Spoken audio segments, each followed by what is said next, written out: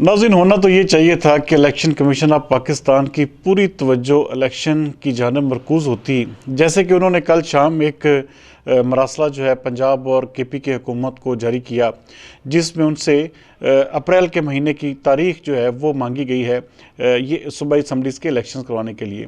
लेकिन आज पूरा दिन जो है आप ये देखें कि किस तरह इतनी सियासत में गर्मी होनी नहीं चाहिए, क्योंकि ये अब अगले जो 3 महीने हैं ये इलेक्शंस के दिन हैं, और इलेक्शंस के दिनों में इस हद तक कभी भी किसी भी इदारे को नहीं जाना चाहिए।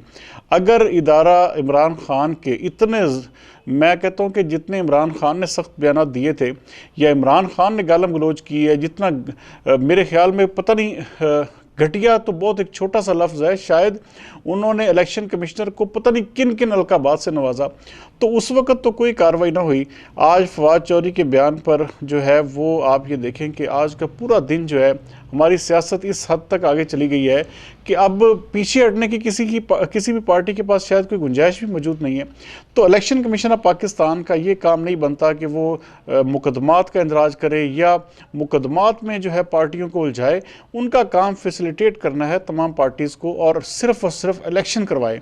ये इलेक्शंस के दिनों में इस तरह की गर्मा गर्मी, इस तरह की जो गिरफ्तारियां हैं, ये जिस तरह पहले ही इलेक्शन कमीशन का जो रोल है या जो उनकी साख है वो दांव पर लगी हुई है, चाहे वो इमरान खान या पीटीआई ने लगाई है। लेकिन उसके पीछे आप ये देखें कि उन्होंने इस हद तक अपना बयानिया डेवलप कर लिया है कि इलेक्शन कमीशन ऑफ पाकिस्तान जो है उसकी कारकर्दगी पर भी सवालिया निशान है।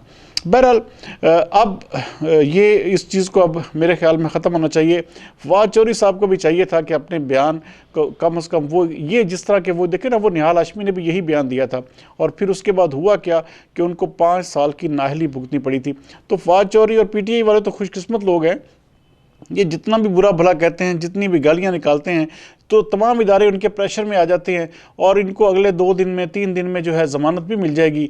और ज़मानतें देखें, जितने भी लोगों ने जो भी बयान दिए, इतनी गालम गलोच की है, तो हर एक को 2-4 दिन के अंदर अंदर ज़मानत दी गई है।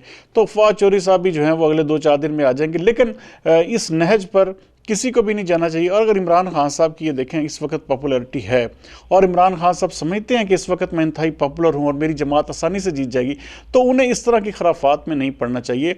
उन्हें सिर्फ और सिर्फ अपना फोकस जो है वो इलेक्शंस की जानिब रखना चाहिए। इस वक्त कोई भी, किसी ने भी नहीं कहा था, इमरान खान साहब को मजबूर नहीं किया था कि वो असम्बलीज़ तहलील करें। ये बात मैं आपसे कई दफ़ा कर चुका था कि जैसे ही पंजाब और के पी के असम्बलीज़ तहलील होगी, इमरान खान साहब जो है बिल्कुल तनहा रह जाएंगे। और आज आप देखें कि वही कुछ हुआ। ये वापस कौमी असम्बली में जाने की इन्होंने बात की, तो आप देखें कि इनके 43 अरकान जो रहते थे उन्होंने फ़ौरन से पहले उनके इस्तीफ़े भी मंजूर कर लिए। और जो कौमी असम्बली में वापसी की उम्मीदें इमरान खान साहब ने लगाई थी, अब सिवाय इमरान खान के कोई भी MNA जो है वो साबित नहीं है।